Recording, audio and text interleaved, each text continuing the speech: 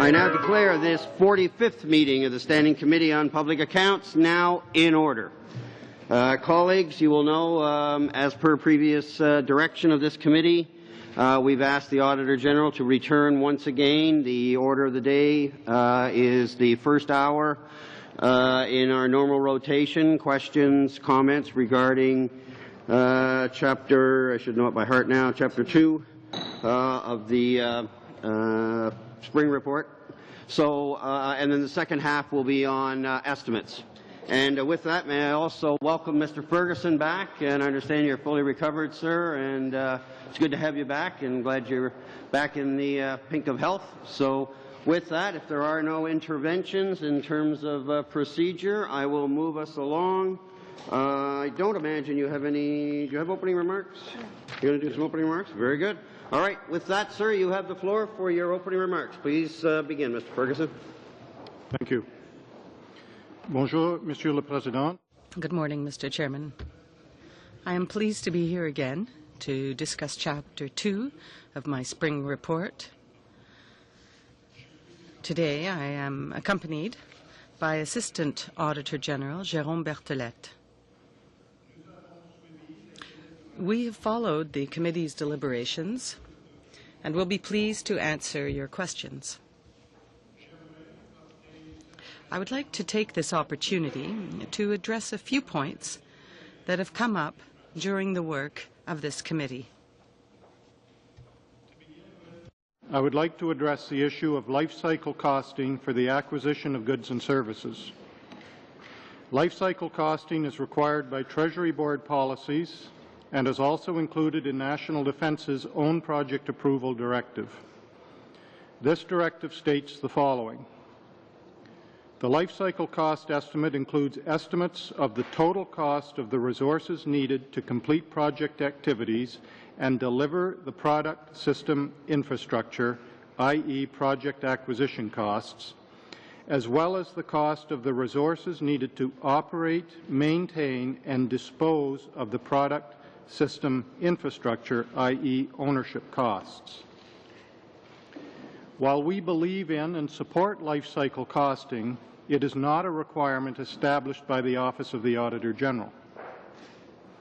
Comme l'indique la pièce, as illustrated in Exhibit 2.6 of the chapter, life cycle costing includes two main categories of costs. The first is capital costs. The second is the cost of personnel, operating, maintenance, and contracted sustainment. All figures appearing in Exhibit 2.6 are National Defence's estimates, not those of the Office of the Auditor General. That National Defence did not include some significant cost elements in its estimate of life cycle costs. In addition, many of the costs are not yet known or cannot be reliably estimated. These are itemized in paragraphs 2.71, 2.72, and 2.73 of the chapter. The estimated life of the F-35 is about 8,000 flying hours per aircraft. In years, the estimated life of the aircraft is calculated based on the number of anticipated flying hours per year per aircraft. Working from estimates of contracted sustainment costs over 36 years provided by the Joint Strike Fighter Program Office, National Defence is able to estimate costs over 36 years. Monsieur le Président, Mr. Chairman, I am concerned with suggestions that accurate estimation and the inclusion of personnel, operating, and maintenance costs are not important, since they would be incurred regardless of the aircraft selected to replace the CF-18. National Defence states that its $16 billion estimate is already within its base budget. It is important for decision makers and parliamentarians to understand National Defence's estimate for personnel, operating, and maintenance costs, even though these estimates are already within the existing budget allotment. Currently assumes that the F-35 fleet costs will be similar to those related to the CF-18 fleet. We reported on a similar situation in Chapter 6 of our Fall 2010 report on the acquisition of military helicopters. Specifically, we noted that National Defence initially assumed that the personnel, operating, and maintenance costs for the new Cyclone maritime helicopter would be the same as those for the legacy Sea King it was replacing. National Defence later realized that these costs would exceed those associated with the Sea King by $1.1 billion over 20 years. Enfin, Monsieur le Président. Finally, Mr. Chairman, I would like to state for the record that we stand behind all of the facts presented in the chapter and note that these facts were accepted by the departments. This concludes my remarks. We would be pleased to answer any questions the committee may have. Thank you. Mr. Ferguson, yes, indeed, you did have an opening statement, didn't you, sir? All right. With that, we will begin the rotation as is normal procedure, and we will begin with Mr. Saxton, who now has the floor. Thank you, Mr. Chair, and thank you, Auditor General and Mr. Bertolet, for being here today. Chapter 2 of your spring report is different from most other reports in the sense that it was audited before the actual purchase took place. It's an audit of procurement. What are the benefits to examining a purchase such as this before the procurement actually takes place? Thank you, Mr. Chair. This audit, we decided to do this audit primarily, I believe, because of some of the other work that we had done in national defense, and we felt that we could provide the most value if we did the audit before the purchase was completed in order to identify if there were any weaknesses that could be identified to be rectified during the process rather than at the end of the process. Thank you. Now, the government has taken action and implemented a 7-point plan designed to address the issues that you flagged in your report, and has even gone further to ensure the process to replace Canada's fighter jets is robust, fair, transparent, and accountable. Do you believe the government's response to your report provided a measured and adequate response to your findings? We presented the report in April. We I guess, came to our conclusions, our observations, made our recommendation, and as I understand it, the government has put forward its position. We haven't gone in and audited that response in any way in terms of its adequacy, but certainly acknowledge that the government has responded to the report and has indicated that they will take action. Okay, I appreciate, Auditor General, that you haven't actually audited the response, but in your opinion, is the response, does it adequately address your concerns?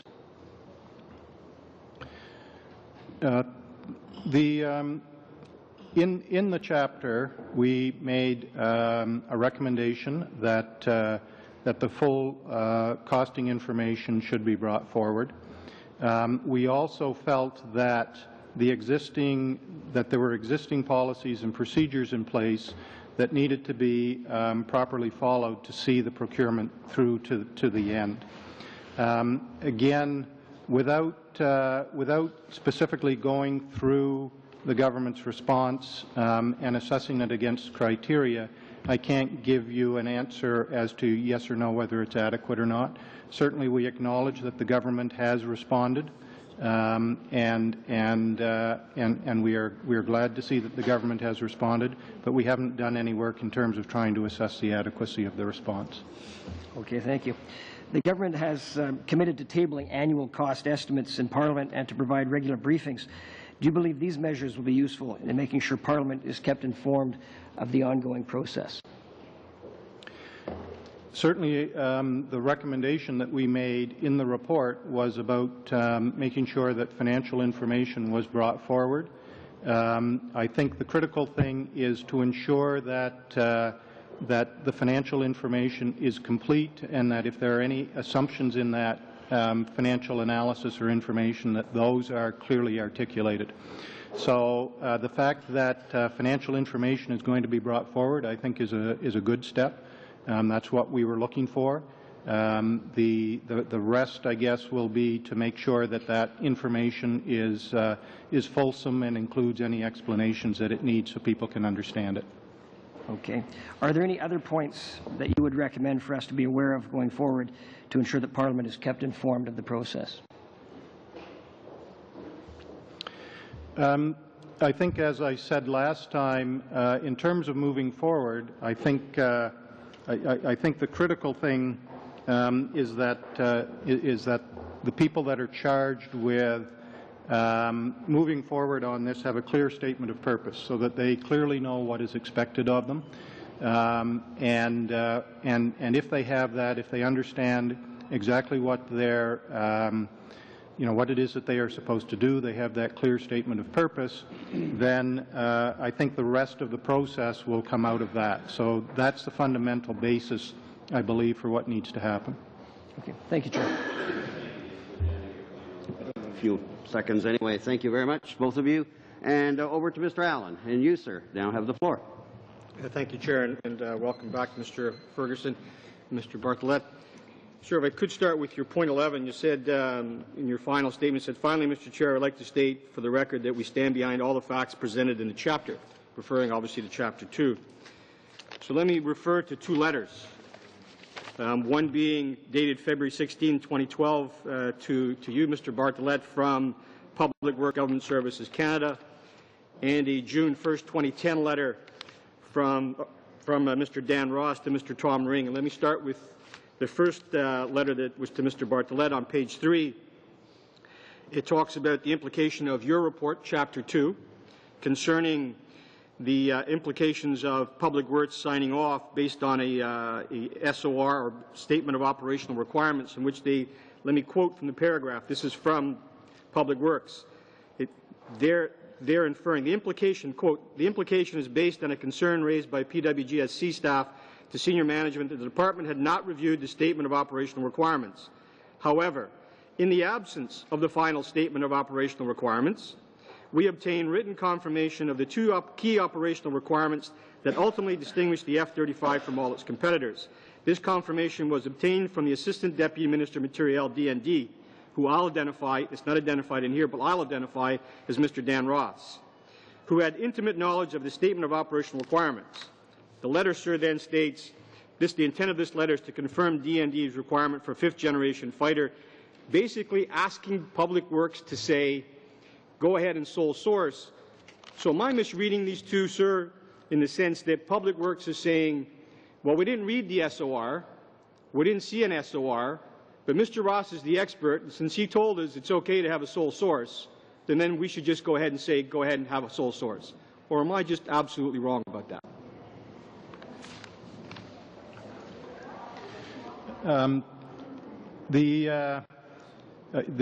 What we pointed out in the chapter was that we felt that Public Works did not have enough information, or the information that they should have had, in terms of approving the sole source request. So that's where we fundamentally identified that there was a weakness in the process, was in that area that Public Works should have been provided more information from National Defence in their request for sole sourcing. And thank you, sir, and I would point out that to re-emphasize in that one paragraph of their letter to Mr. Bartlett, it says, in the absence of a final statement of operational requirements. So to you, sir, clearly your facts in the chapter are absolutely correct, even though Public Works was disputing the facts according to some of their correspondence. They didn't actually see the statement of operational requirements when they made a decision because it wasn't provided to them. And I'm not asking you to confirm that. I think you've actually said that. So I'll leave that to the side. The other piece actually in this letter, if you could comment to, I'm not sure that you can, but I would ask you, on the signed page of this document, again, the same letter, there's a handwritten piece that says, P.S. At the request of the OAG, this letter was re-signed on the 17/02/2012 with a protected A release as opposed to secret as originally sent on 07/02/012. Can you tell us why that request was made and why they acquiesced to the request? If they thought it was secret to start with, why did they change it to protected A?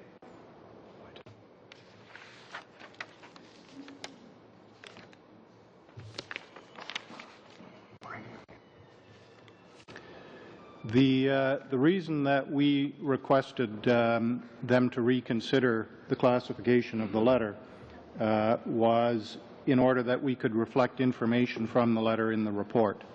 So that's why we asked them to reconsider that classification. They would have been the ones, obviously, that had to then make the assessment of whether it could be reclassified or not, and they did do that. Well, sir, you should be commended for actually shining a light, because if they'd been left alone and not asked, they would have kept it a secret and we'd never know. So let me go back to what Mr. Fonberg described as the definition versus options analysis phases. So basically what's happened, sir, is they changed it last year, but I notice in their letter they actually said that they made the definition phase start in 2010. Do you concur with that?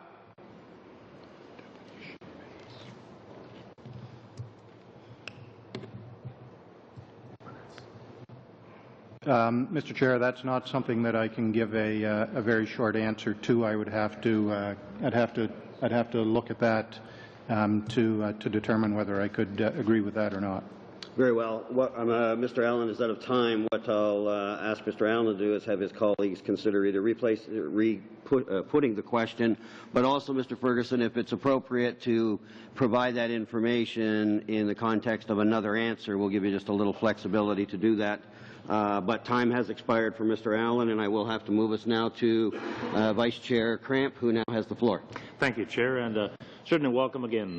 Welcome back, and we do appreciate you coming back, and glad to see you looking fit and healthy, and maybe not ready to run a marathon, but certainly getting well. Given the inherent uncertainties when we are embarking on a developmental program such as this, how can we ensure in our process that we maintain the flexibility that's needed to respond to the various changes that will occur in the process? What would you recommend? How do we maintain the flexibility given the constraints of and the partnerships involved? Again, it's not something that we went into a lot of depth on. Fundamentally, though, what we felt needed to have happened in this was, because it was a developmental type of project, because it was different, that National Defence and Public Works should have gotten together very early in the process to determine just what exactly those steps would need to be. This would strike me as the type of project where, because the government was going to be involved in both sort of the development side and then later the procurement side, or potentially procurement side, it would be important to make sure that there were the necessary controls in place to protect both sides of the project, and then identify when those two are starting to merge so that it moves from a development into a procurement project.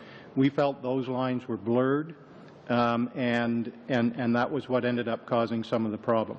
So I can't give you specifics, but what I can say is we felt that this was something that Public Works and National Defence should have worked out much earlier in the process to make sure that both sides, the development side and the procurement side, were going to be able to unfold as they should. Fine, thank you.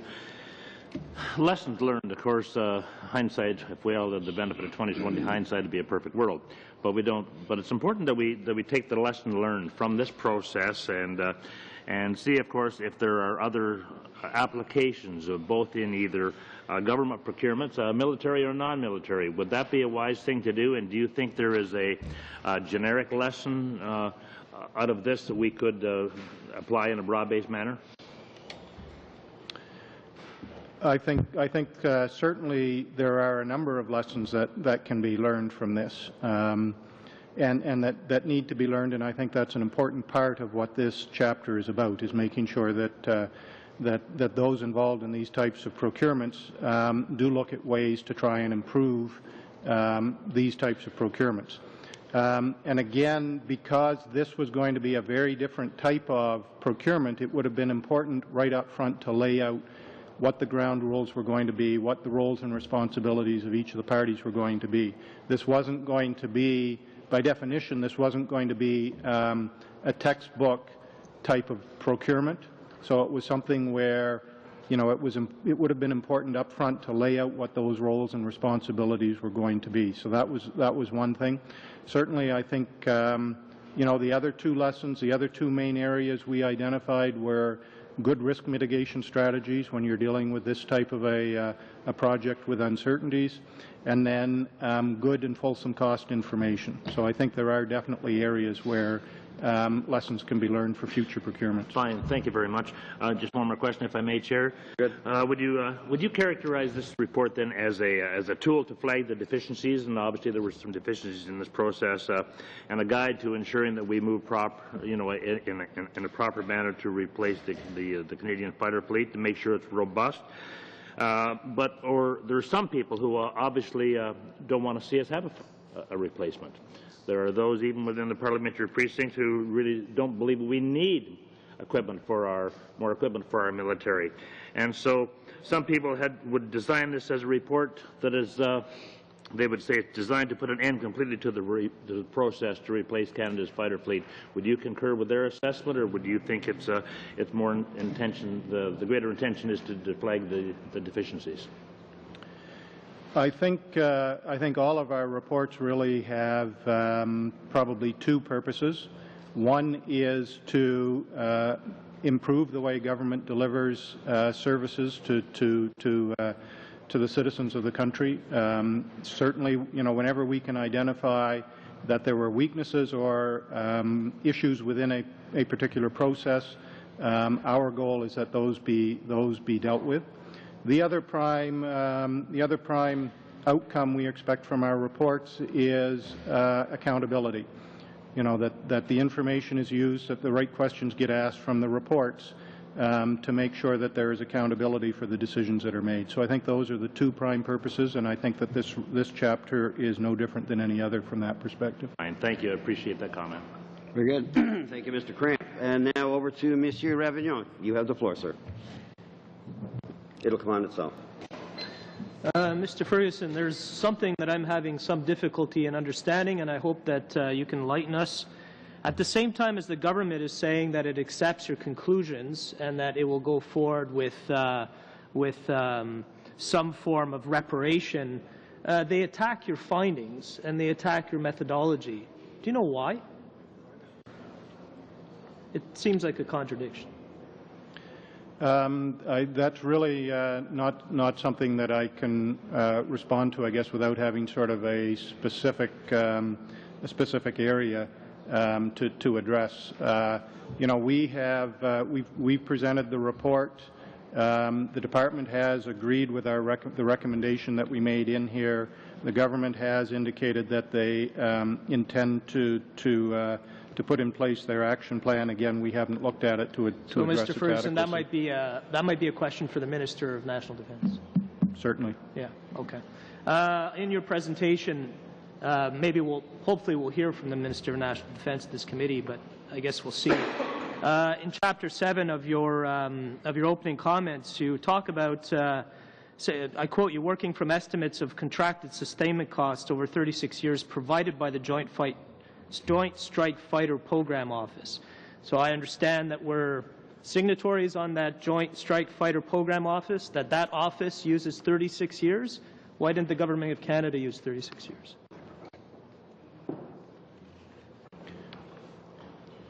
Certainly the Joint Strike Fighter Office was providing 36 years worth of sustainment cost information.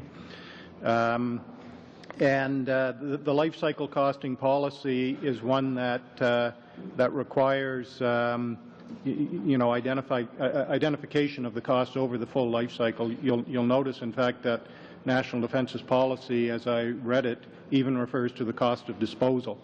So by definition, if you have to include the cost of disposal, the expectation would be that you have to go out to the full life of the particular asset.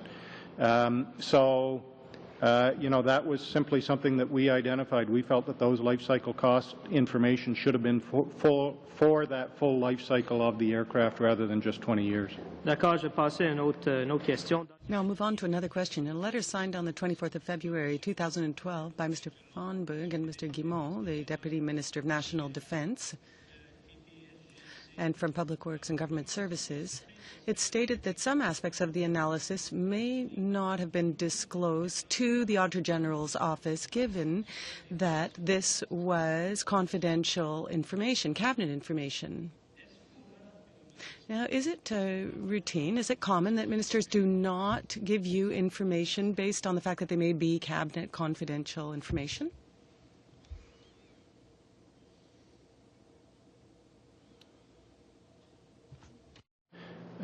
Certainly, we don't have access to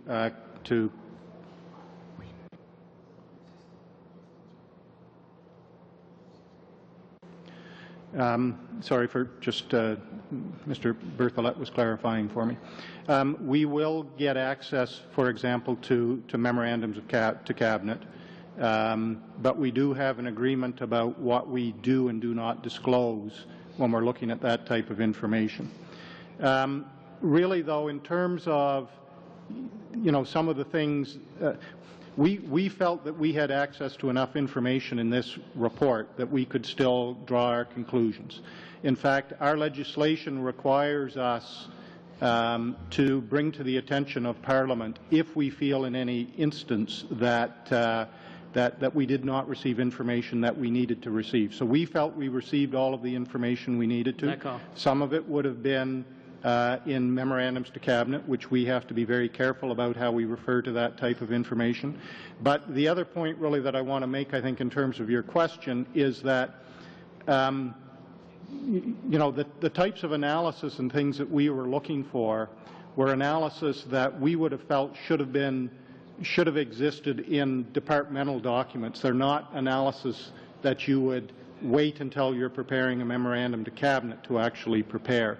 So we would have expected to see those types of analysis in a format that was not Cabinet confidential. So just to be clear, there's certain information that was withheld by the Cabinet that should have been in the different ministries and accessible to you. Your time, Monsieur. You can answer, Mr. Ferguson, please. No, that wasn't. If I understood the way the question was posed, that wasn't what I was saying. So I'm sorry for the confusion. What I was saying was that we did receive all the information we felt we needed to receive in order to draw our conclusions. There were certain types of analysis that we felt should have been prepared and should have existed just as part of normal departmental process, and it shouldn't have been something that they would have waited until preparing the memorandum to Cabinet to include it only in the memorandum to Cabinet. Okay, thank you. I'm sorry time has expired. And over to Mr. Shipley, who now has the floor. Thank you, Mr. Chair, and thank you, Auditor General, for being here. We recognize that during this whole process, actually, there's been no money spent, there's been no acquisition, there's been no planes bought. Is that true? Two parts to that. The second part, in terms of no planes purchased, is correct. The first part, in terms of no money spent, I think we identified a significant amount of money that was spent in terms of the development part and the industrial benefit part of this program. Great. I'm glad you touched on that because there's been incredible, from what we know, industrial benefit from the 60 or 70 companies that have garnered $425 billion in contracts. So recognizing that, can you talk to us a little bit about some of the challenges you found in doing an audit at this stage in the process? And I have a question to follow that. Thank you, Mr. Chair. The obvious challenge when you're looking at something that is in mid-process is that not everything has been completed. However, there were enough milestones along the way that we were able to identify whether what needed to be done at those points in time had in fact been done. So I think that was really what this was about. It was just a normal audit of process that was a long process, so it was done during the process, which meant we had to identify the specific milestones that we were assessing against. Thank you. And just because I've had some questions, actually, not deeming that we shouldn't be doing this, it's just trying to understand. I'm trying to understand in your comments at the start, you talk about the Treasury Board policies, and then when I read it, the life cycle cost estimates include, which seems to be more of a definition than a policy. So, but I'm trying to understand Treasury Board's, because we've been told by Treasury Board that for a purchase of this type of an aircraft or this type of an acquisition, that at 20 years is what I think they've been using all along. I think National Defense have been using all along. That as you move beyond 20 years, the speculation on the accuracy of costing becomes very difficult. I think it's very difficult, likely to be accurate at 20 years. But more so, we now have 20 years, we have 30 years, and we have 36 years. And I think for some of us, it's hard to understand because everyone thinks and says these are the true times in terms of a life cycle, which I understand life cycle to be the time in which we own that acquisition. So can you help me, why do we have 3 timelines, and how do we justify each of those? Thank you, Mr. Chair. I think there were a number of pieces to your question. As I tried to indicate in the opening statement, the 36-year life was not our number. It was a number that was based on the fact that National Defense was receiving information from the Joint Strike Fighter Office that included 36 years' worth of sustainment costs.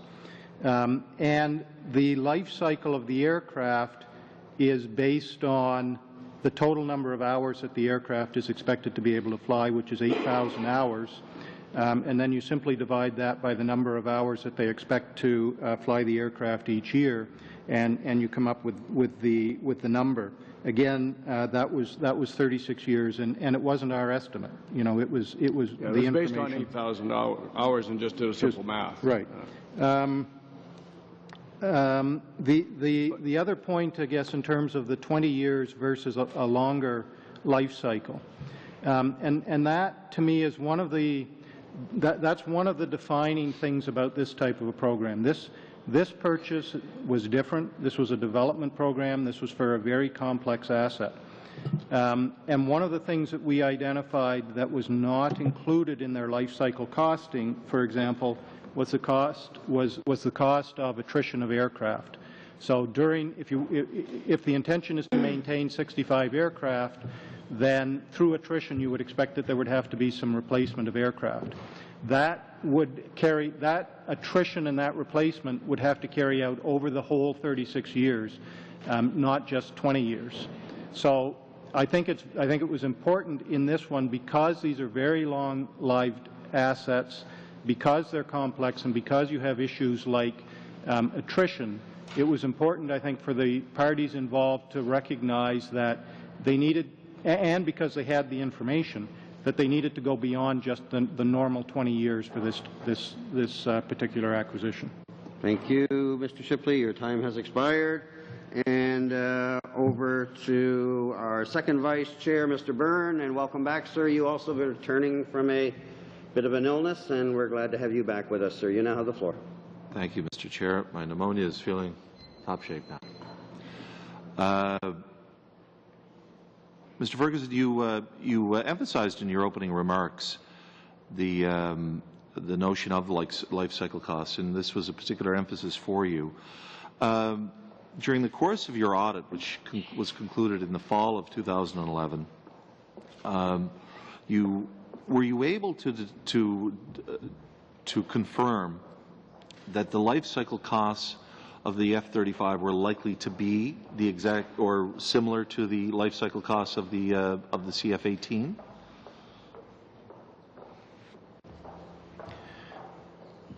We didn't try and analyze what the life cycle costs would be. We didn't try and estimate whether they were going to be similar or not. What we did was we recognized that National Defence was saying that they felt that those additional costs beyond the contracted sustainment would be similar to the CF-18, and we felt that that was a pertinent piece of information that that should have been disclosed. But we didn't do an analysis ourselves on what the maintenance and operating costs would be. The Deputy Minister of National Defence, Mr. Fomberg, said to this committee just 2 or 3 weeks ago, that he and the department are still of the opinion that the sustainment costs, the life cycle costs of the F-35 will indeed be a 1-to-1 ratio with the CF-18. Do you have any information which may confirm or contradict that in today's in an immediate or current context? For example, I'll just give you the Congressional Budgetary Office or other accounting bodies or other information that may have been received by the primary driving force behind this, which is the U.S. government. Have we received, or should we be aware or consider that the cost may not actually be a direct 1-to-1 ratio with the CF-18?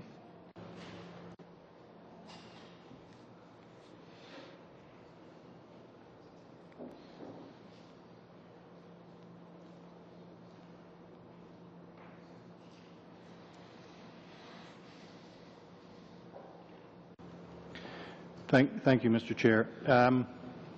There have been, I believe, some references in the U.S. to the fact that if you do some comparisons of the F-35 to for example, an F-18, that the cost of maintaining a particular aircraft might be higher. What that does is it simply means that it raises the types of questions that need to be asked.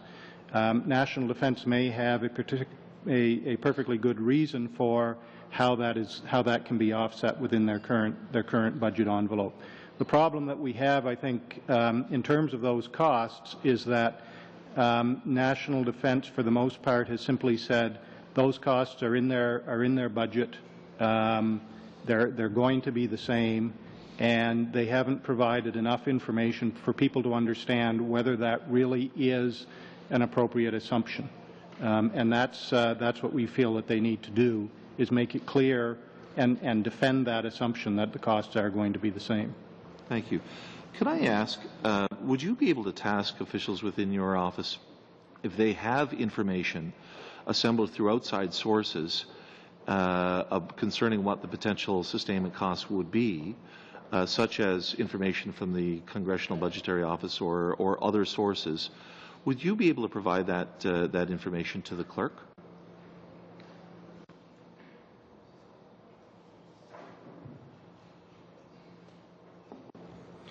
Thank you, Mr. Chair. We certainly could take a look and see what type of information we have. We wouldn't do sort of an exhaustive search of information. It would be whatever we had where there might be some references to sustainment costs, and we could table them with this committee.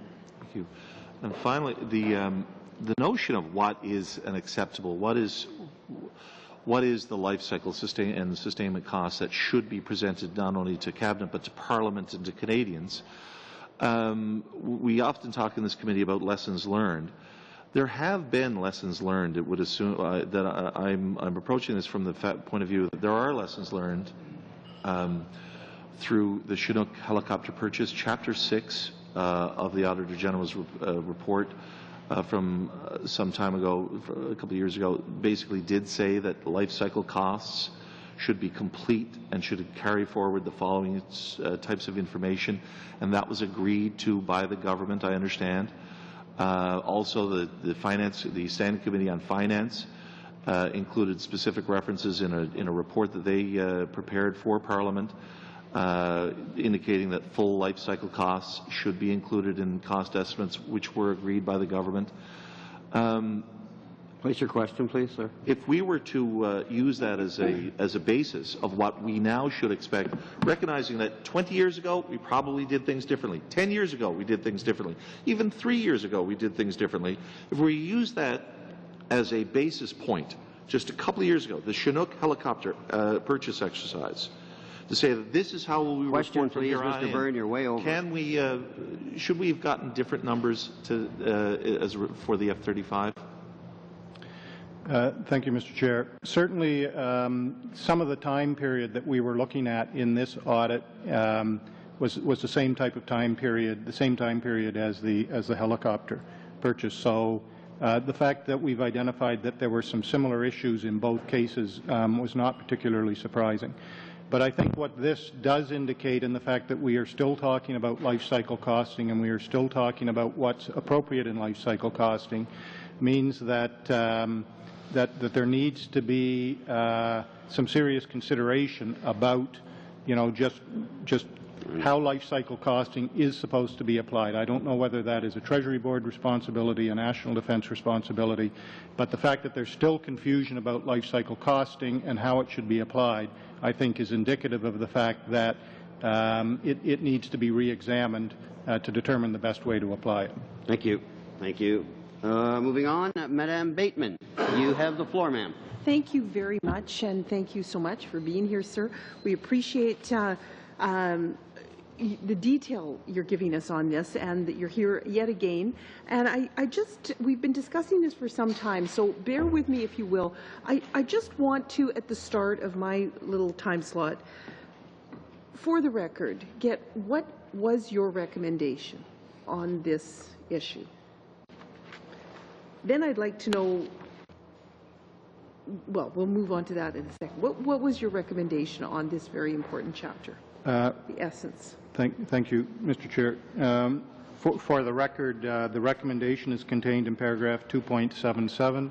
I can read that into the record if so desired.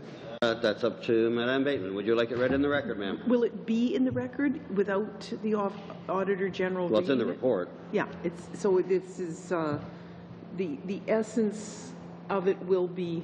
I don't know about the essence, but the actual wording. The actual wording will be captured. That's great. Okay, so now in terms of the government's response, sir, can you confirm for us? You're the Auditor General of this country. Are you satisfied with the government's response? Thank you, Mr. Chair.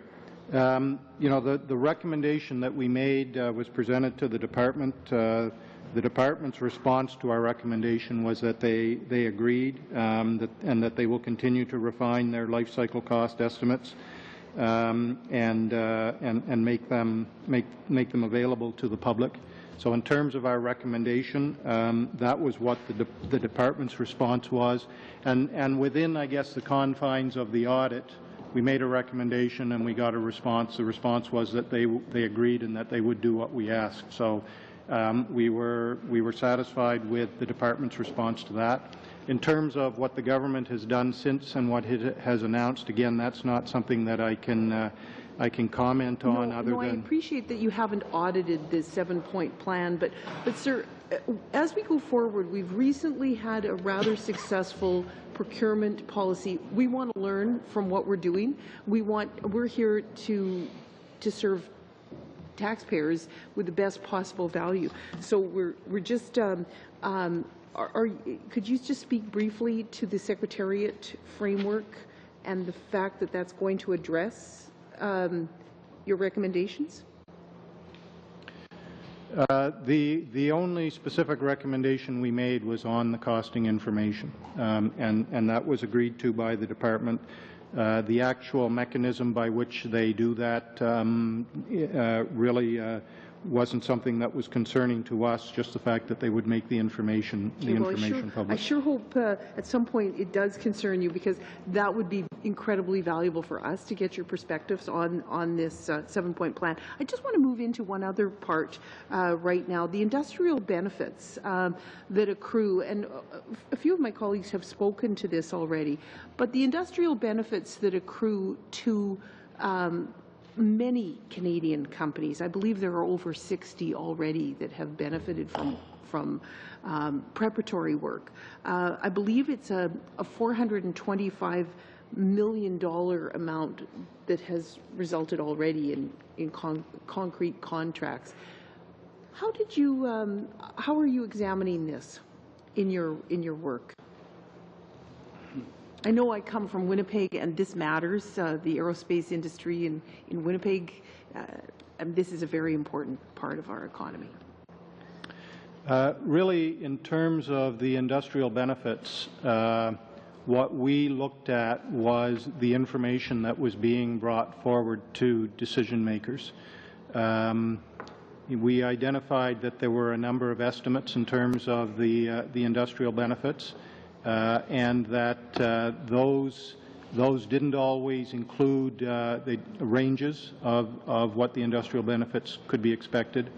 And also we identified that we were concerned that included in the amount of potential industrial benefits was an amount for potential contracts that would be available to industry in all partner countries, and that we felt that wasn't well explained to the decision makers. So that was really, I believe, the main focus of what we looked at in terms of industrial benefits, was the information that was brought forward about what to expect in industrial benefits.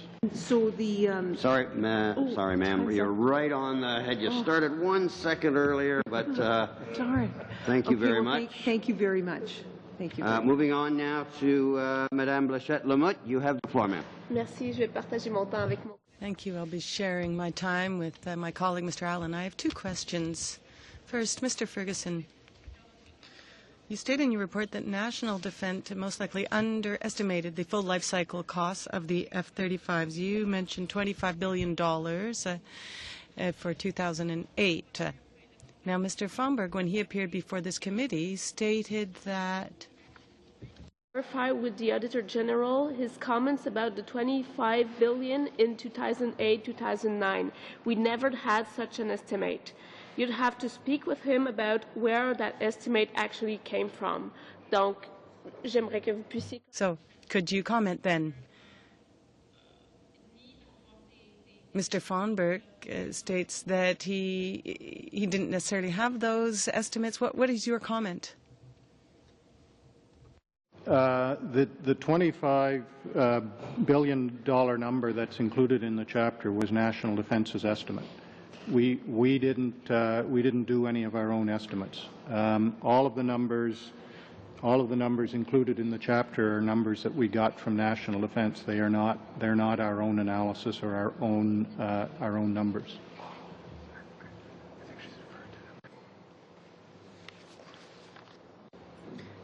Merci. Je pense que c'est clair. Thank you. I think that's clear. There was an article yesterday that talks about the various options besides F-35s. And the government insists on saying that all those options have been considered so that we pick the very best replacement for the CF-18s. I'd like to know, during your audit, were you given any documents that would confirm that there truly are other options that have been considered and that those needs have been clearly identified for Canada when it comes to participating in missions or peacekeeping missions? Do we know that those other options have been seriously identified, and do we know on what basis the needs have been identified?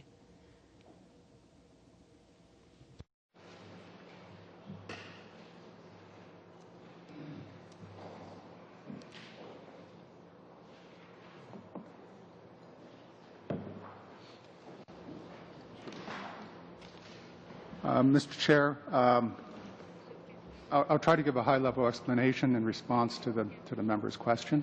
There have been, National Defence has conducted a number of options analysis related to the Next Generation Fighter Jet project and a decision as to whether to go ahead with the Joint Strike Fighter. They assessed the jet against 4 other options early on in the process back around 2005. They assessed the F-35 and 2 other options around the time they were coming to make the decision in 2008, I believe. They used high-level mandatory capabilities to assess jets, I believe around the second options analysis, which was around 2008. They then set about establishing the Statement of Operational Requirements, which should have been used to determine, should have been the basis upon which a final decision was made. So, yes, National Defence did consider other options. Yes, there was a basis for how they considered those other options.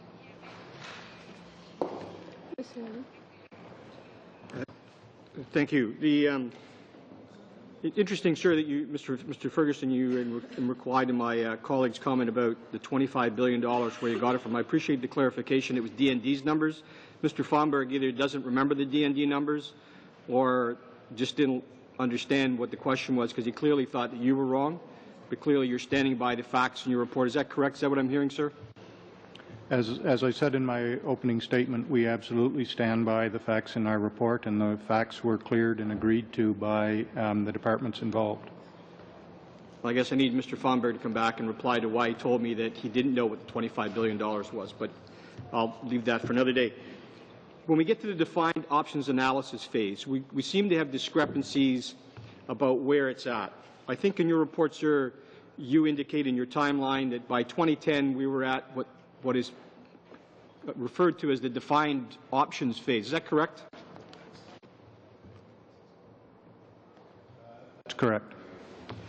And so I noticed in the DND letter to Mr. Bartlett of February the 7th, they also say the same thing. But under testimony here, Mr. Ross actually said that they were now at the options analysis phase. Can you help me understand why you believe they're at the defined stage? They believed in their letter to Mr. Bartlett that they're at the defined stage, and yet May 1st, Mr. Ross came here and said, no, we're at the options analysis stage. And they actually changed a document that they put out last year citing a typo error and changed it from defined to options analysis? That's really not something that I can respond to. I think that's a question you would have to ask of them. It'd be fair to say, Mr. Ferguson, that maybe we should ask Mr. Allen to come back to answer that question. I'm sorry, sir. You're way over time. Thank you. Thank you. Mr. Aspen, you, sir, have the floor. Thank you, Mr. Chair. Welcome again, Mr. Ferguson. We appreciate you coming back for the second session. I'm pretty excited about the industrial benefits this whole project will obviously produce for our country. I don't think we can look at this in a myopic form. And you've quite clearly pointed out, sir, or it's been pointed out this morning, that there's some $425 million in benefits that have already been extended to Canadian companies throughout throughout Canada. So actually, in effect, basically this could do for the aerospace industry what our shipbuilding contract is doing for the shipbuilding industry. Although the shipbuilding industry has been concentrated in mainly a few areas, this is broadly based.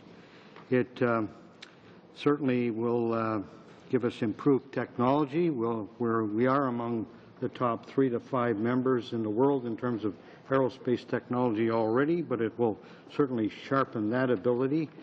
It will essentially catapult Canada as a leader in aerospace, the aerospace industry, and of course is in line with our government's objective of jobs and the economy and long-term economic prosperity. So, Mr. Ferguson, I just would like to hear your comments relative to that particular opportunity.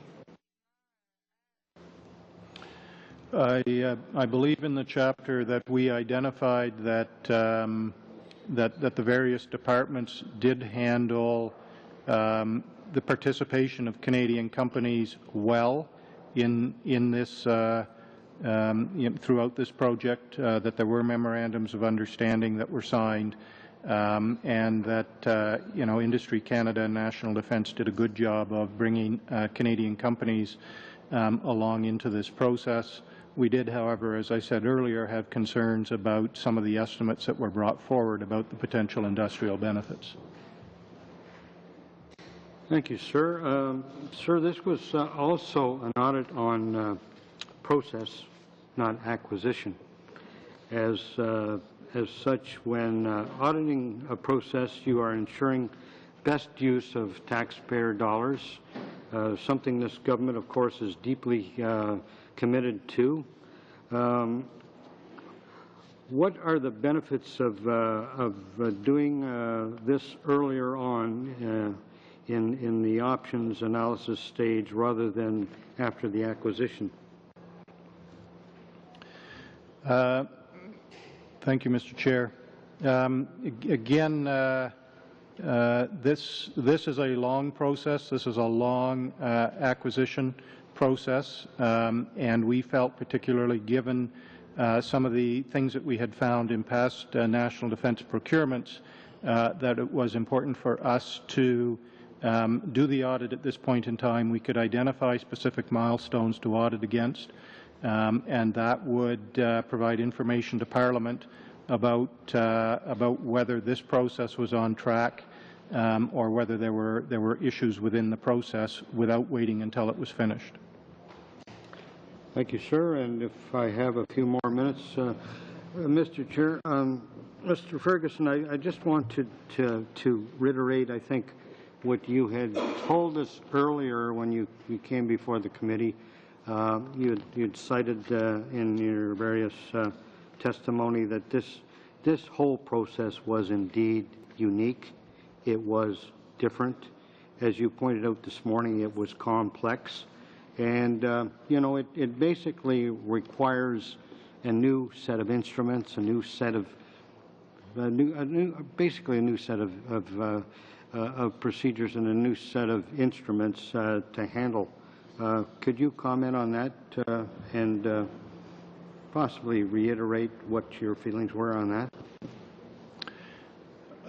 If you look at the objective of this audit, our objective was to determine whether the departments involved exercised due diligence, and you'll see that we define due diligence in the chapter fundamentally on the basis of good management practices, the types of sort of information flow and analysis that we would expect.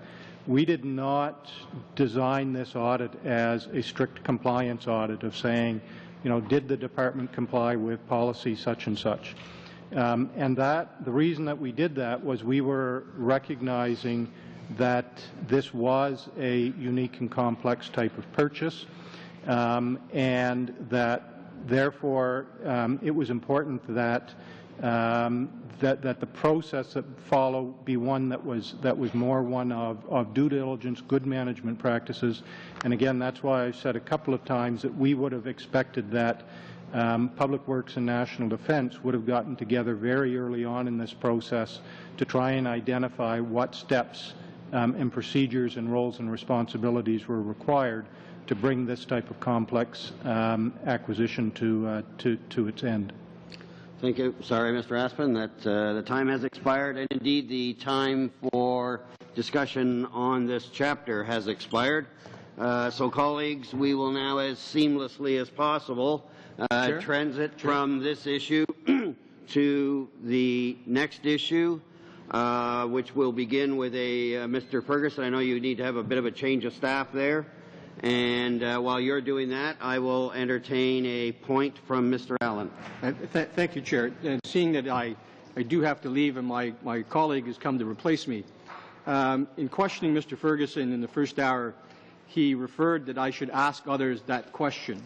And so I would look to this committee to indeed allow that opportunity of me and others to ask those questions. So I would expect in part of your planning phase that indeed you will have additional witnesses. You have a list before. As I understand from my colleagues that no motion will be put. I don't intend to do that and uphold, even though I wasn't part of that, to uphold that agreement. But I would wholly expect and anticipate that this committee will be scheduling additional time to talk to those witnesses. And as Mr. Ferguson said to me under questioning, he referred me back to Mr. Fonberg to ask that specific question. And clearly, he's not here. So obviously I need those individuals here to ask that question of, as directed by the Auditor General. So I would hope the committee would take that under advisement.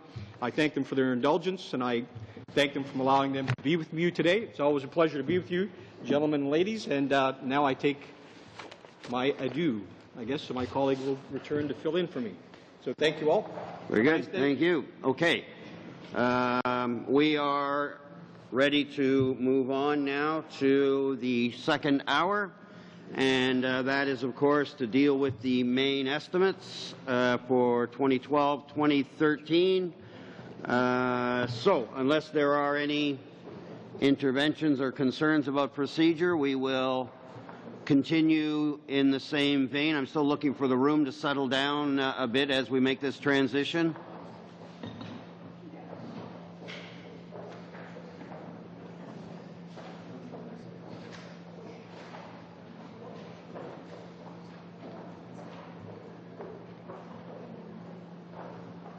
Thank you for your cooperation. It's much appreciated. And with that, we will turn back to Mr. Ferguson for your opening remarks on this matter, sir. You have the floor.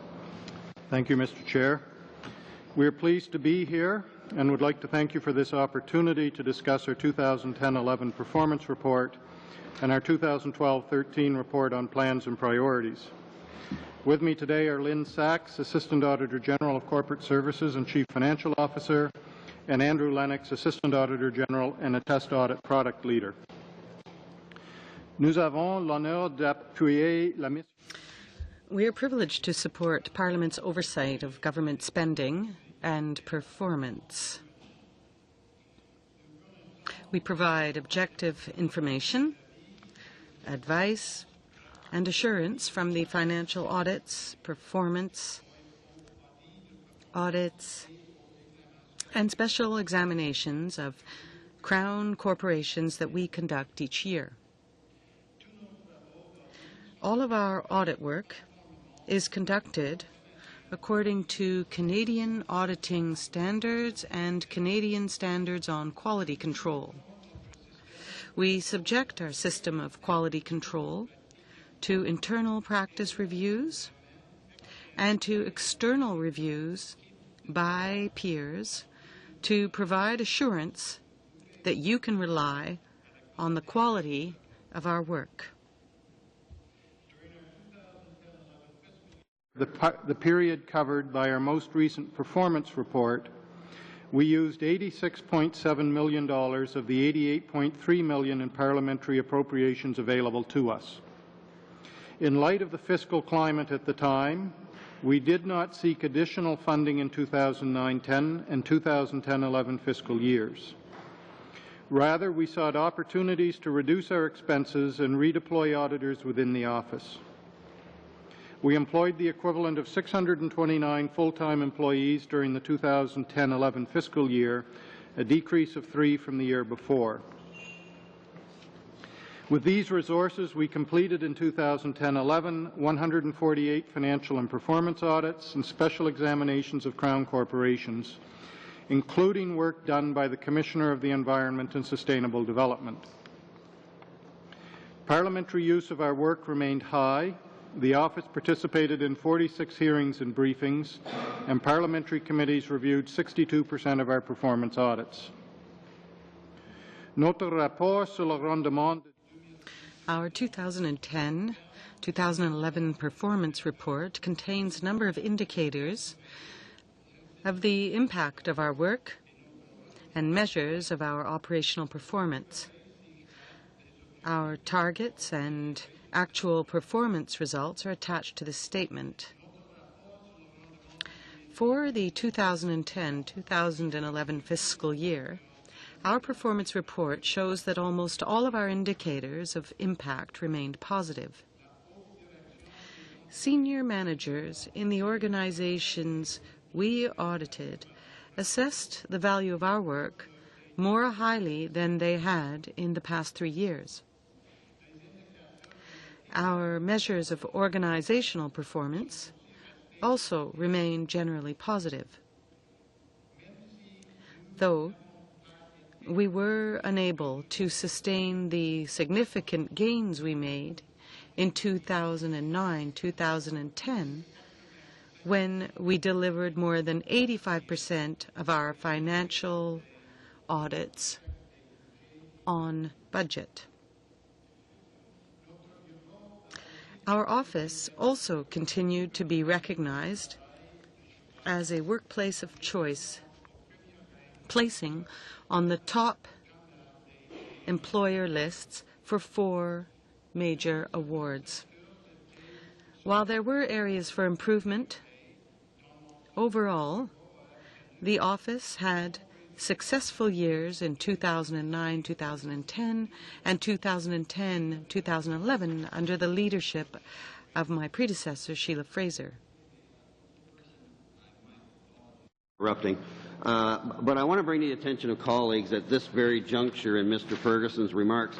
Colleagues will recall that for some time now we've been trying to schedule the October 26, 2011 letter from I believe the interim at that time, Mr. Wursema, asking us to review those cuts that the department had put forward. Mr. Ferguson is going to be commenting those on in paragraph 12 and on. And I just bring to the colleagues' attention again. My apologies, Mr. Ferguson, but I mentioned to colleagues there may be an opportunity for us to do both at once because it's part of what Mr. Ferguson is presenting now.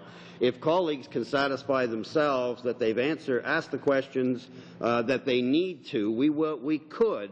Because I'm just a little bit worried about our work plan, making sure that we stay on top of things. We could effectively deal with estimates today, as well as having effectively dealt with the October letter.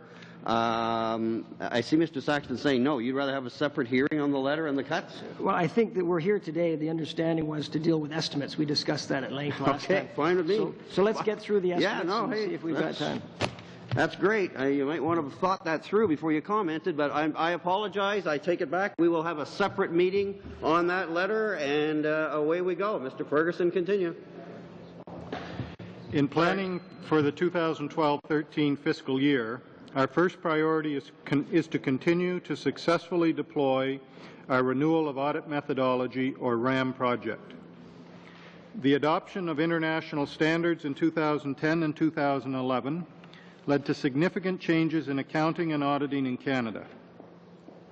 Our RAM project was undertaken to respond to these changes as well as to respond to findings of our internal practice reviews, feedback from our auditors, and recommendations of the 2010 international peer review of our office. The majority of the work on this project has been completed, meeting its deadlines and financial budgets. This year, we will focus on training, change management support, and monitoring the application of our new audit methodology. The completion of this project at the end of 2012 will return approximately $2.2 million to our audit operations, which we are including in our budget reduction proposal. Our second strategic priority is to begin to implement our strategic and operating review, or budget reduction proposal. In July 2011, we received a letter from the Minister of Finance encouraging us to adhere to the spirit and intent of this government initiative. We undertook a thorough and comprehensive review of the office. We have analyzed all of our legislative audit practices with a view to concentrating our efforts where they will best serve Parliament and territorial legislatures. While we believe that all of our work is valuable, some audits are less critical than others. We have used this review as an opportunity to assess how our resources are best deployed based on risk and value. We have also reviewed all of our internal processes and services to identify opportunities for operational efficiencies.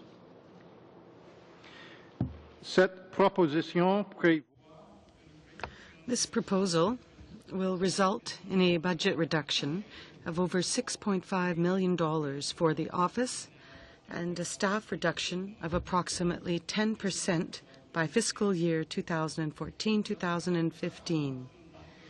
It will not only generate cost savings, but will provide more consistency in our audit efforts across federal organizations.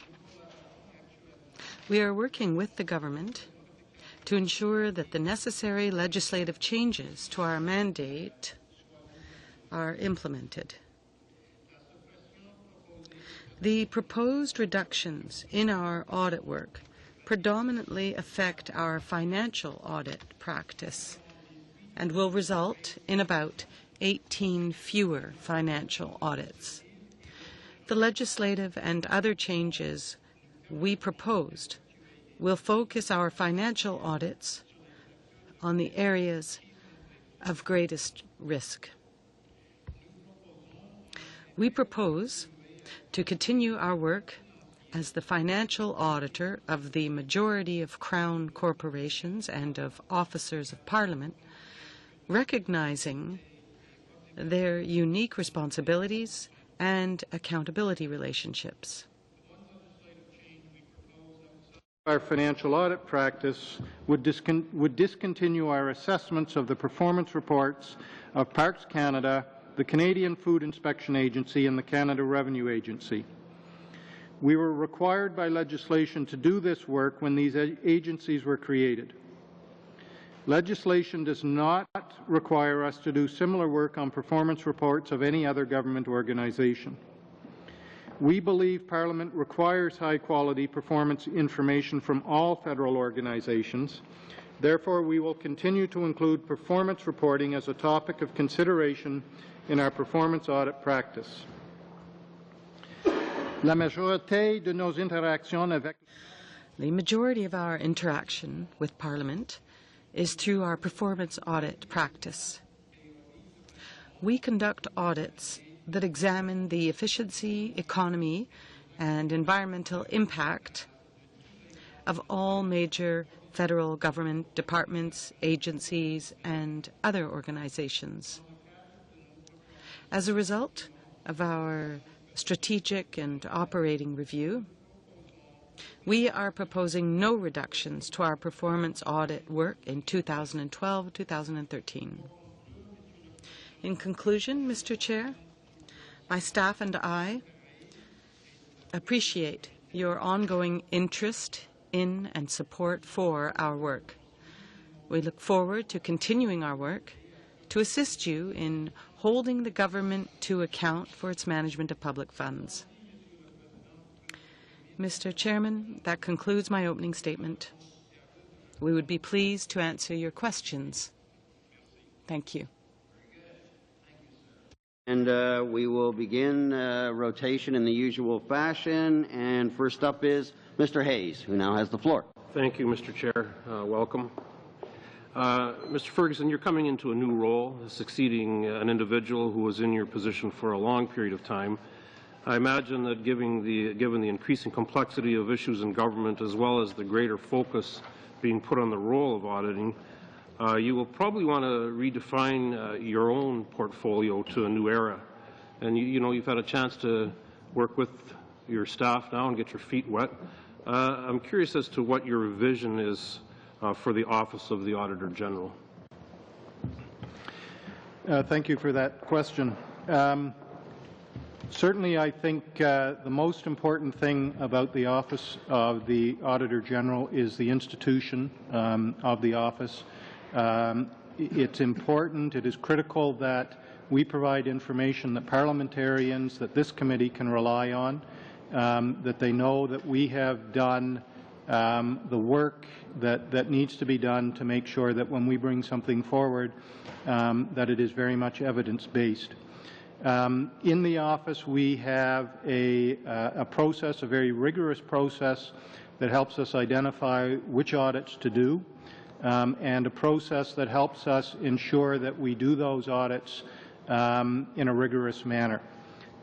So fundamentally for me, the most important thing is to continue to do the things that the office is known for, providing information to Parliament, that Parliament can then use to hold government accountable, to make sure that services are being provided well to the citizens. And really, there's a whole mechanism and machinery in the office that is geared towards making sure that happens.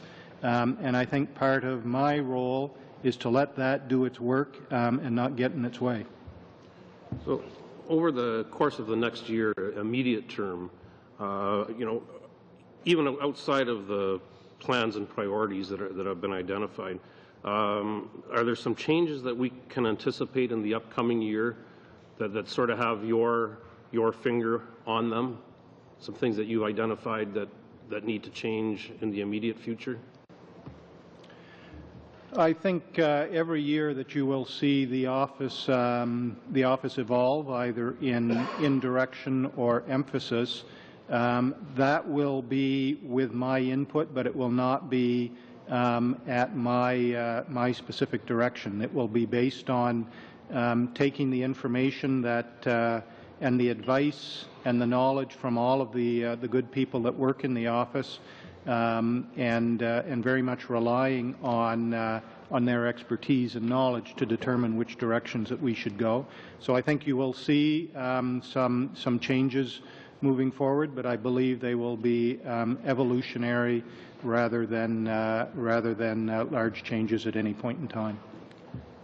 Specific just to 2010, 2011, targets were met on performance audits, but the targets were not met for financial audits or special examinations. And you had mentioned earlier that financial audits, you're going to concentrate this coming year on areas of greatest risk. And performance audits, I think you said there would be no change in performance audits. Can you just discuss performance audits versus financial audits and which ones are most important, if there is such a thing? Certainly, I think that the work that the office does on financial statement audits is a piece of work that people are not necessarily as aware of that we do. We audit how many financial statement audits? 104. We audit somewhere around. We do audits of somewhere around 150 financial statements. The one that gets the most visibility, of course, would be the audit of the financial statements of the Government of Canada, the Public Accounts of Canada. So, probably a very large portion of the work that we do in the office is on auditing financial statements, providing Parliament or boards of directors with the assurance that those financial statements were prepared in accordance with generally accepted accounting principles, and bringing to the attention of the organizations any issues that we feel need to be brought forward. It's a very different focus than a performance audit. In a performance audit, what we do is we set a specific objective to look at a certain question, really, We identify our own criteria around that, depending on what it is that we are looking at, and then we present that. We are anticipating that there will be no reduction throughout the future years in terms of the number of performance audits we do, and it's the performance audits that I think a committee like yours is most familiar with, because those are the things that we come forward and discuss. Okay, thank you very much, Mr. Hayes. No, appreciate that. Madame Lachette-Lamoutte, you have the floor, ma'am. Merci. Thank you. Mr. Ferguson, you stated that you think you'll be able to do 30 audits over the next fiscal year, when 26 audits were conducted over the past fiscal year. So with the various cuts, how do you think you will be able to meet that goal of 30 audits? The practice in the office is divided up into three main products: our performance audits, our financial statement audits, and our special exams.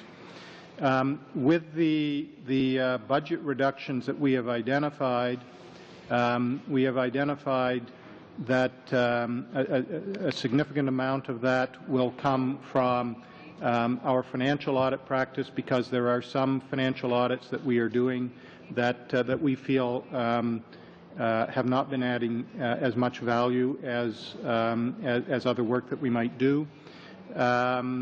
Also, that we identified that there are some administrative changes that we can make that will help provide some savings. And as I said in my opening remarks, the project that we've been doing on our audit methodology will also provide us some savings that will contribute towards the overall budget reduction. So we don't believe that we are going to have to reduce or take any reductions in the area of the performance audit work that we do, which is the area you're referring to. Merci. Thank you. With C-38, there will be cuts that will affect your work. Could you expand on that? Is it something, for example, that you were expecting, that you proposed? And can you tell us who you won't end up auditing? What will you do under this framework? Certainly, as I said in the opening remarks, the office, before I joined the office, did receive a letter from the Minister of Finance indicating the government was going to go through a budget reduction.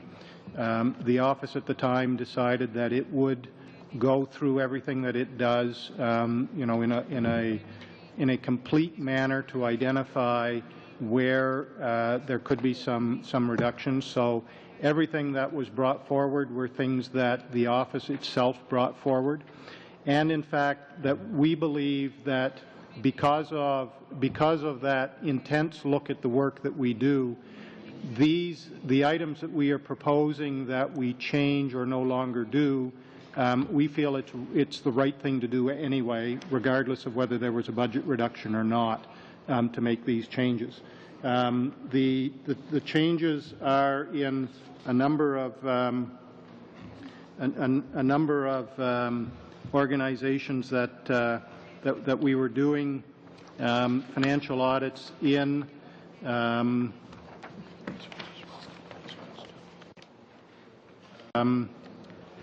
You know, for example, Canadian Institutes of Health Research, let's see, some were also in the territories. Some of the financial audits were in the territories as well.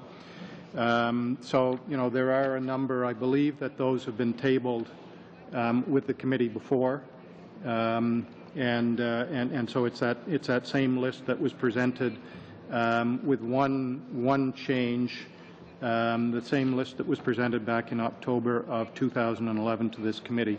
The one change being that we will continue to do the audit of the Canadian Nuclear Safety Commission, which was one that we had proposed to stop. Thank you. When you refer to legislative changes that you're working on, is that what you're referring to, or does that refer to something else? Thank you. Yes. We are required by legislation to do most of those audits, financial statement audits. To cease doing those audits, we have had to work with the government in terms of getting legislative changes so that we are no longer required to do them. Sorry, Madame, we're right on the line, so your time has expired. Merci. Over to Mr. Dreeshen, who now has the floor, sir. Thank you very much, Mr. Chair, and welcome, and glad to see you back. I have three points that I want to go through. The first basically goes to the use of tax dollars. The second will be a comment on some of the savings that you've indicated in your speech, and the third is specific to your summary of indicators table. So there's a comment that I will have there. So I'll try and get through those in the 5 minutes that I have. First of all, you know, as we look at using tax dollars wisely, and of course it's important that we do that and for us to be able to do our job. So for that reason, I think it's important that you kind of go through, as we discuss the main estimates, just how an allocation of just over $84 million for your office, how you deal with the allocations that are there, and how they fit into your priorities for 2012 and 2013.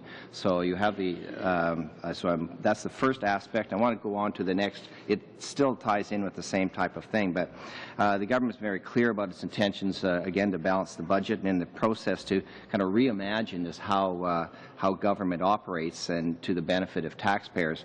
So, and all areas of government are engaged in this process. The estimates prepared by your own office show some savings of approximately $625,000. I wonder if you can explain how those, what those savings represent, and how you are reassessing and realigning what's occurring in your office to ensure that we've got high-quality results for taxpayers.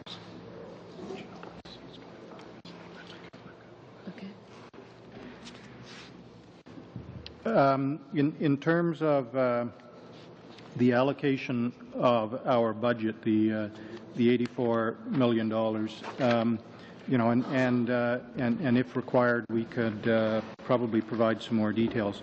But fundamentally, you know, we have the basic administration of the office, and then we have three product lines: our financial statement audit practice, our performance audit practice, and the special exams that we do. So those are the three main pieces of work that we produce, and I don't have the exact allocation off the top of my head as to how much goes into each one. The second part of your question, I'm sorry, you referred to $625,000. The savings that you've had last year, I believe that's. Dig through my notes here. Certainly, in the last year, okay, we did not have to spend all of the appropriation that we had, and that was through a process of just making sure that you know, we brought our spending in within budget. You know, we were within you know, a very small percentage of our total, okay. And that sort of that was a normal area for the office to land in terms of being under budget. Okay. The other point that when I read through what you had, or your notes that you had today, you talked about the renewal of audit methodology, and there's also the savings that is going to come because you have completed that project, and so when a person looks at the overall change in budgets for the future, you've taken, what is it, $2.2 million that's budgeted right now that's not going to be required later. So that, I think, is one of the things that people should be aware of. This allows you to you know, to kind of work into the dollar figures that you have. But just in case I run out of time, the last question, and I always mention this question or this point, with the summary of indicators table, footnote 3 that you have, it speaks of on budget, and it says on budget means the actual hours to complete an audit did not exceed the budgetary hours by more than 15%. And so, again, when we take a look at that, when an auditor says, well, as long as you're not 15% over what you said you were going to do in an area, that should be fine. I don't think that's perhaps how it is when you take a look at other people's books, so I wonder if you could comment on that as well.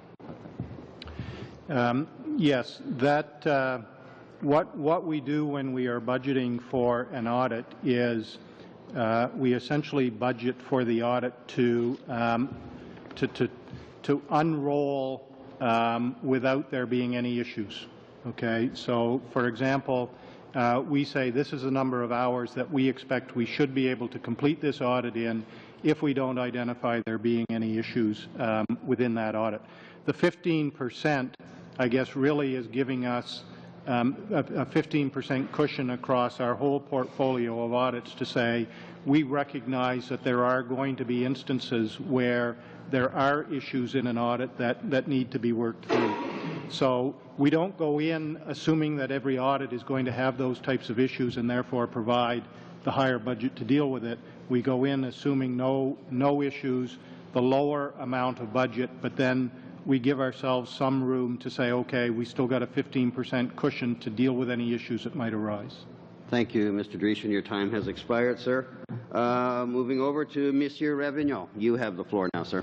Thank you, Mr. Chair. Well, I do share the concern of my colleague, Mr. Dreesen, with regards to respecting taxpayers, and that's why I'm quite worried about your diminished role as we go forward due to these cuts. Quoting yourself, your budget-cutting efforts, you suggest cutting your office administrative services by significantly reducing or eliminating positions. And I quote you, that'll lower service levels. So lowering your service levels will simply lower the level of oversight, right, of federal department and agencies, when your goal is transparency and good management. So are you not afraid that under a Conservative government that is, clearly lacking in transparency on a number of issues, there may be some inherent danger in proposing this? The service level reductions that we are referring to in the budget proposal are internal service levels. So we still, in fact, our renewal of audit methodology project has been geared to make sure that we continue to produce quality audits that this committee can depend on, and our intention is to continue to do the same number of performance audits as we've been doing for the last couple of years. But there will be some instances within our own delivery of services to staff where perhaps some things will take a little longer than they had before, or that type of thing. So the reduction in service that we are referring to is service to our own staff. Well, you'd think that in the writ large, the public service, complete public service, there may be more significant areas and areas of greater priority than cutting the Office of the Auditor General. I'm just, with the important function that you play for Canadians. I'd like to talk to you about some of the cuts to the positions that will be going forward. So, vous parlez d'engager des dépenses pour... You say that you'll have to redeploy and train affected staff. There will be a loss of approximately 60 positions. So I'm asking you this then. Which positions will be cut, first of all? That's my first question. And my second is, will that personnel be redeployed elsewhere, and will they have right to any sort of severance pay? And what are you referring to in that redeployment? That the reduction could affect up to 60 positions. Our plan is to deal with as many of those as possible through attrition. I believe probably about half of those are administrative positions and half of them are audit positions. The audit positions would be a direct result of us saying that there are 18 financial audits that we feel that we no longer have to do. So it's on the financial audit side. There may be a few people impacted, and we will deal with those through the through the normal mechanisms. But certainly our intention is to deal with those staffing issues through sort of normal attrition and staff turnover. Out of the 129 staff in 2011-2012, 178 was managerial staff. That's about 29%. That's quite high. And 257, 41% were auditors. Do you think you have a good mix of staff, audit and management and support? Have you kept, with those cuts, the right mix? I'll respond to that question. Thank you, Mr. Chairman, for the question. That, yes, is the demographic of our office. Out of the 178 management positions, with the cuts, we will be cutting about 60 positions, as pointed out. And there will be about 10 to 15 at the managerial level that will be cut. We also intend on reorganizing our office to reduce the number of managers and increase the number of auditors by about 10 to 15. So we have reviewed all those responsibilities and levels to make sure that we have reorganized in the right areas and kept the right proportions and the right mix in order to be able to meet our audit responsibilities, which are fairly high. Expired, sir. Moving over now to Vice Chair Cramp.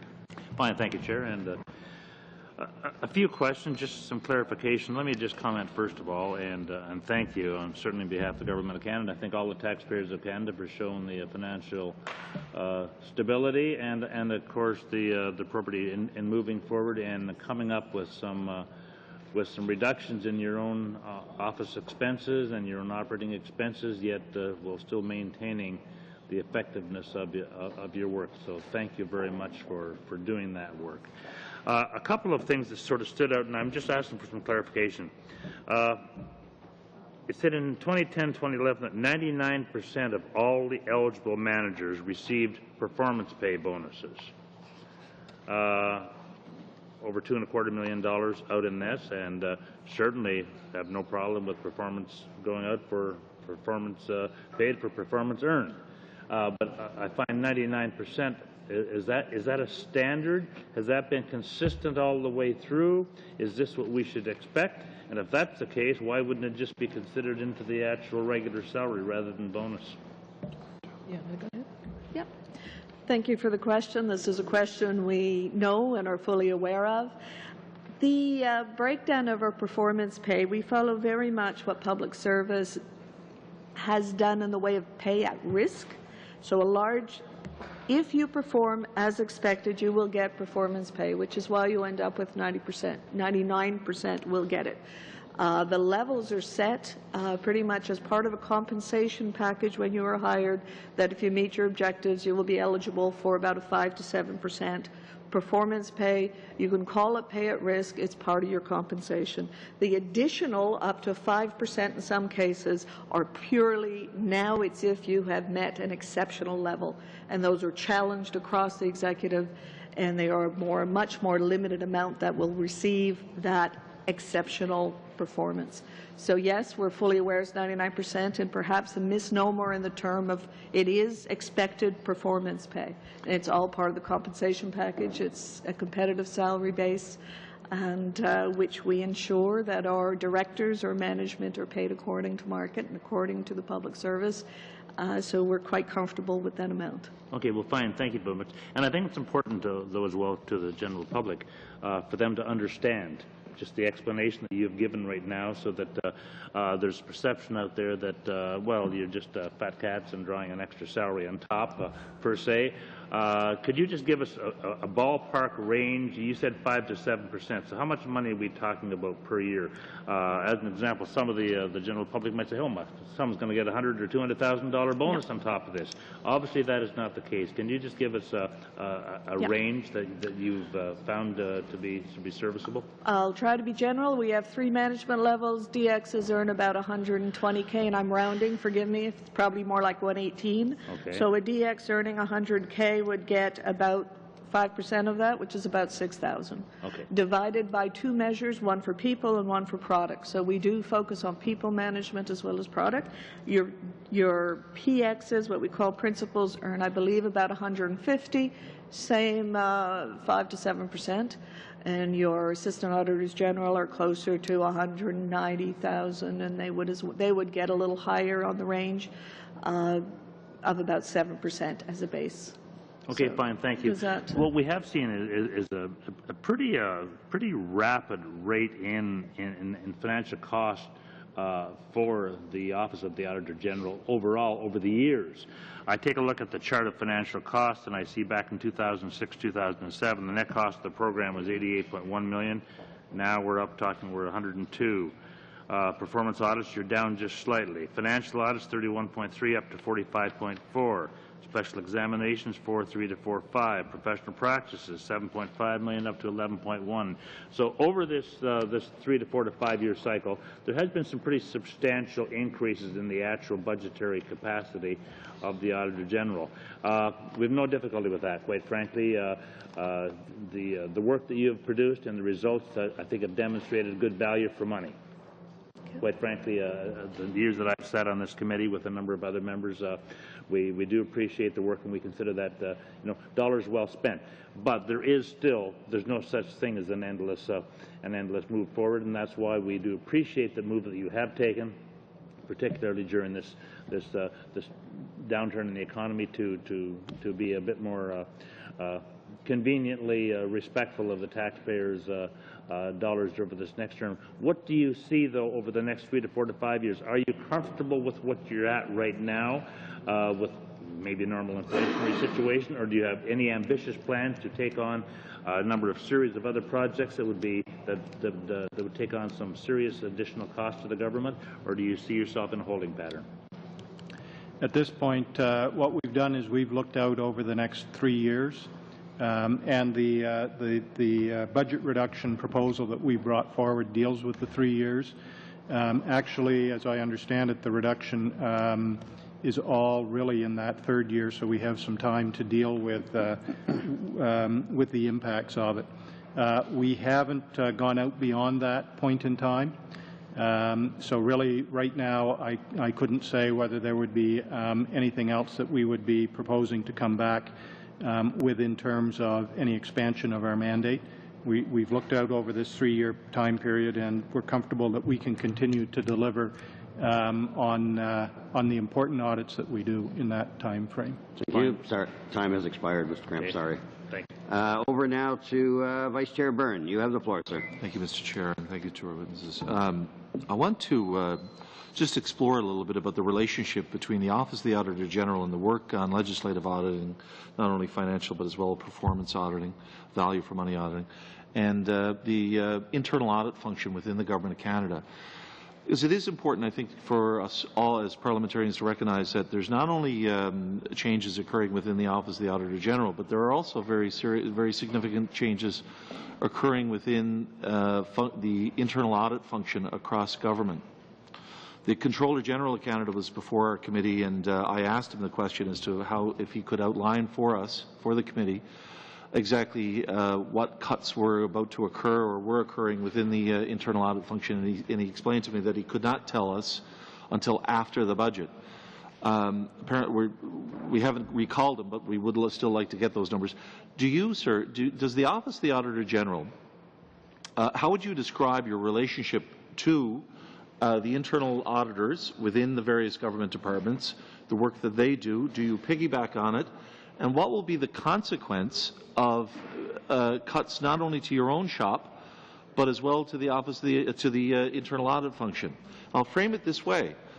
For example, the regional economic development agencies, such as Western Economic Diversification, SEDQ, the Economic Development in Quebec, FedNor, and others, have completely eliminated the internal audit function. I'm wondering whether or not that's, and they're asking the Office of the Auditor General to pick up the slack. How do you do both? Cut your own office while taking up the slack from cuts to the internal audit function? Certainly, Mr. Chair.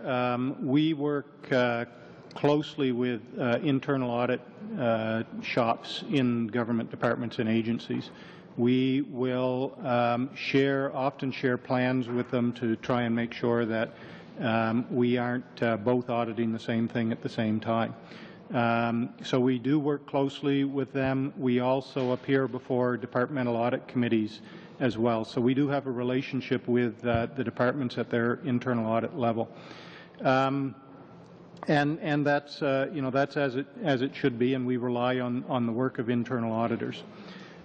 Certainly, I don't know anything about whether any departments are planning to reduce the level of their internal audit functions. But if that were something that departments were proposing to do, I think it is it's something that they should be able to explain how they would be able to mitigate any reduction in internal audit. So it's always a concern in budget reductions to make sure that the departments are thinking those types of reductions out clearly. And internal audit, we certainly believe is a very important function of a department to make sure that they do what they do well. So I'm reading that your office has not been consulted by the Comptroller General's office as to their planned reductions into the internal audit function. You have not been asked for your advice as to whether or not internal audit functions within various government departments or agencies or Crown corporations can be either eliminated or reduced. It's been left totally separate from your purview. Certainly, to the best of my knowledge, and I can speak personally, and I think for the folks that I've got with me, that no, we have not had any discussions with any department about potential reductions they might be proposing in internal audit. Would you be concerned if Crown agencies or departments had made that decision to cut the internal audit function or to reduce it substantially with the expectation that it would be your office that would fill up the slack, so to speak, without having consulted you?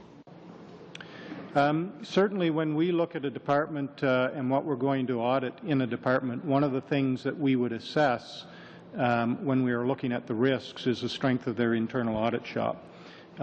So if we found that a department was going to reduce internal audit, and again, it's not something that I have any knowledge of, it would be of a concern to us that we would feel that that could increase the risk to the delivery of programs in that particular department.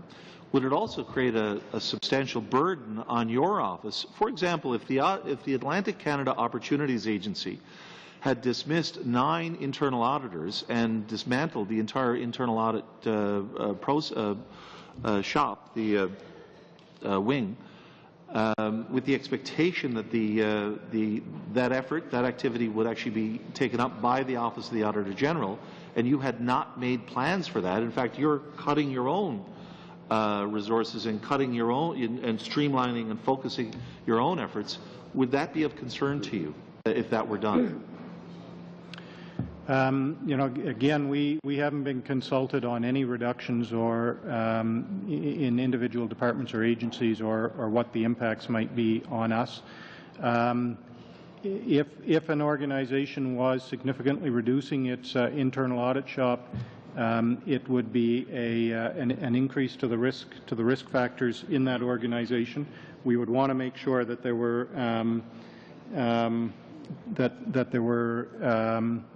some sort of mitigating factors. So it's part of how, when we look at a department, when we assess whether there are risks, an internal audit shop is a component of internal controls that we would rely on, and if it's not there, it would change how we assess our look at that department and what work we might need to do. Thank you. Sorry, time has expired. Over to Mr. Saxton. You have the floor, sir. Thank you, Mr. Chair. And I just noticed seeing the clock, we're almost out of time, and I think it's important that we have an agenda going forward for the committee. And so I would like to move that on Thursday that the committee does report writing, 1 hour of report writing, and then 1 hour of planning, because obviously we have to plan going forward beyond that point as well, and that entire meeting be in camera. there was planned business on our agenda. He's skipping the planned business on the agenda. I would ask that we respect the agenda as it is. There was a motion from the NDP that was scheduled. A little bit of respect for due process. Which motion are you referring to? The one that has been noticed, if we Oh, look at the agenda, that's correct. yeah, okay. That was the first item on our business work. So if I could propose that perhaps Madame Blanchette-Lamotte could go ahead with her motion, and then we could discuss the motion of Mr. Saxton. I think that would be fair. No, I hear your point, and but I have to give some weight to the fact that if we don't pass a motion, again, I want to emphasize, without a well-functioning steering committee, we continue to lurch in terms of our work plan, and we're not nearly as efficient as we should be and could be. Having said that, if I don't entertain a motion that deals with business, then that means there is no meeting on Thursday. Well, and hang on, let me finish. Yeah. And I have to deem the overall business of the committee to be the priority. So I'm ready to entertain the motion with that in mind, given that bells are going to ring very shortly, the meeting's about to expire, and I, as the chair, desperately need some order in order to bring us back for Thursday, or we lose the whole day.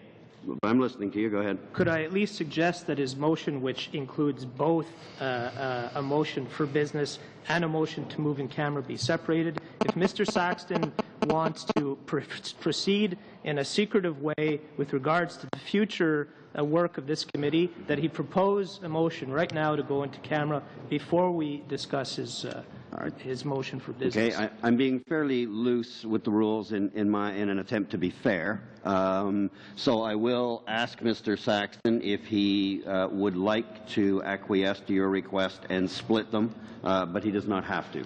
Mr. Saxton.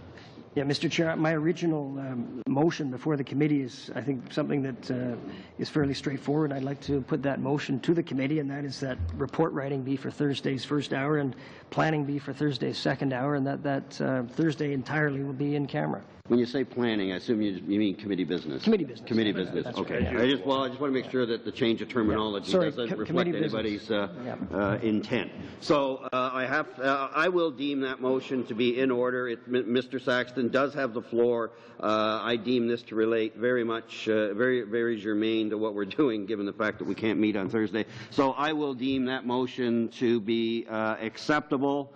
If we start getting into a lot of debate, we're going to get into some time problems here, folks, so I ask you to think about that. Mr. Ferguson, I apologize for a moment as we just step aside to deal with this. The motion is duly on the floor. Is there any discussion? Bearing in mind my cautionary note, Madame? L'ordre de rédaction de rapport serait consacré à quel... Thank you. So when we're doing report writing, which report would that be? The one that's in the motion? Perhaps that should be identified in the motion? Copy on, Alex, help me with the name of that report. Canada's Economic Action Plan is what we were considering. We haven't gotten yet to the black line. Oh, we were still going for the first? Still going. Okay, and there's one other report that is ready for us to begin, right? It's the audit on regulating pharmaceutical drugs. Correct. So we have lots of work. So we would be picking up on the report that we were doing, was it last week? That's correct. We'll pick up on that. And then the second report, just to be accurate, if we get to it, would be which report is that? The regulating pharmaceutical drugs. Right, regulating pharmaceuticals. Does that clarify, Madam? Further on the motion? Hearing none, all in favor of the motion, please indicate. Down, those opposed. Motion's carried and so ordered. You still have the floor, Mr. Saxton, but not much. Okay, well, Mr. Chair, I think at this time, since we're almost there, I would move a motion to adjourn. Okay, it's certainly in order. How is that in order when I had just made the comment that following Mr. Saxon's motion, that we could at least hear from Madame Blanchette's motion, which was already on the agenda. I know. I hear you. And that comes under committee business, which we're not really into. I took that one motion, and the motion to adjourn is in order. It's not debatable. I'm not sure that it's particularly helpful at this time, but it's not debatable. We just discussed committee business. How is it that we didn't move to committee business? I mean, we followed all the proper procedures. We had a notice of motion placed in 48 hours in advance, and then we're allowing a colleague to usurp that process by discussing business when we're not really discussing business. Well, hang on. What you need to know is that there's another motion, notice of motion, that's actually in process right now. In fact, I've talked to the clerk about how we present it on the agenda, because I don't think it reflects accurately where we are. There is another notice of motion actually that could take precedence depending on how it's moved, because we've already started to deal with it, but it was preempted by a motion to adjourn similar to this. So it's outstanding too. So I hear your point, and this is not neat and clean, but I do think that it's been fair so far, and the motion is in order, and we are 3 or 4 minutes away from our normal adjournment. So I would have to deem I don't see anything extraordinarily out of order enough that I would rule the motion out of order.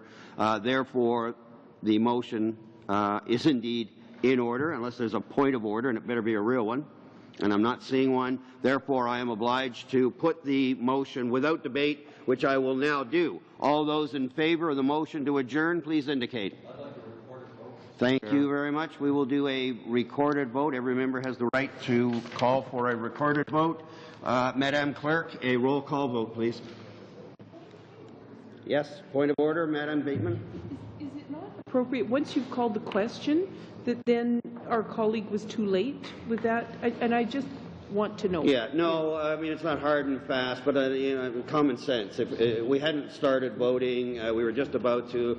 That's pretty much how we do it. You would have the same right, ma'am, at any time, as long as we're not in the middle of the vote. But if it's clear that you were waiting until the thing got started, then get my attention. So I think it's okay. Are you okay with that ruling? Yeah, I'm here to learn. I know. You're the best civics lesson we have. You ask those questions. Believe me, there's a lot of people learn every time you ask a question. Thank you. All right. We are now about to have a roll call vote. Hearing no further points of order, Madam Clerk. On the motion of Mr. Saxton, sur la motion de Mr. Saxton. Mr. Saxton? Yes. Mr. Aspen? Yes. Ms. Bateman? Yes. Mr. Dreeshen? Yes. Mr. Hayes? Yes. Mr. Cramp? Oui. Mr. Shipley? Yes. Madame Blanchette-Lamotte? No. Monsieur Ravignan? No. Mr. Thibault? No. Mr. Byrne? No.